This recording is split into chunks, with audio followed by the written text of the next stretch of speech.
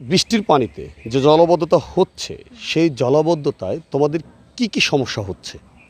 এখানে দীর্ঘদিন যাবৎ রায়ন্দাবাজার বাস স্ট্যান্ড সংলগ্ন এলাকায় বড় ব্রিজের নিচে যে পানির সমস্যা সৃষ্টি হচ্ছে, বৃষ্টি হলেই আমরা বাড়ি থেকে বাইরে বের হতে পারি না।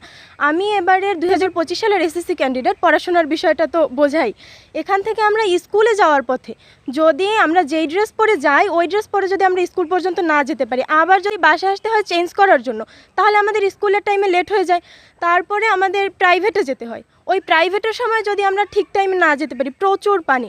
আর এখানে এই নোংরা পানিগুলো স্বাস্থ্যকর আমাদের স্বাস্থ্যের জন্য অনেক ক্ষতিকর, অস্বাস্থ্যকর পরিবেশের সৃষ্টি করছে। আর এখানে রীতিমতো ডেঙ্গু মশার সৃষ্টি হতে যাচ্ছে, এলাকার মানুষজন অসুস্থ হয়ে পড়ছে।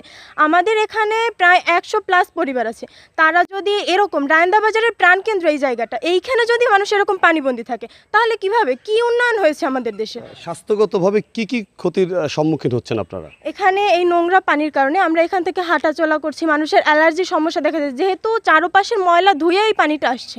তারপর ডেঙ্গু মশার কারণে রীতিমতো মানুষজন অসুস্থ হয়ে পড়ছে। সেই অসুস্থ মানুষগুলোকে যে আমরা হসপিটালে নেব, সেই নেয়ার জায়গাটা পর্যন্ত নেই। আমাদের এখানে কোনো নির্দিষ্ট রাস্তা নেই যে আমরা এই রাস্তা থেকে যাব।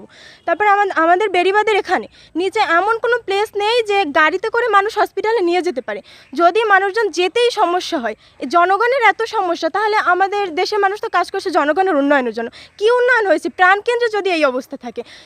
আচ্ছা, শরণখোলা উপজেলা নির্বাহী অফিসার সুদীপ্ত কুমার সিংহ স্যারের বরাবর যদি আপনার আবেদন থাকে এই বিষয়ে আপনি বলতে পারেন।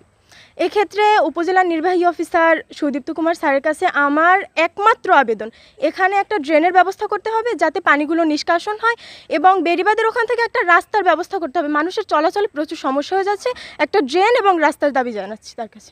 আপনাকে অনেক ধন্যবাদ। Thank you.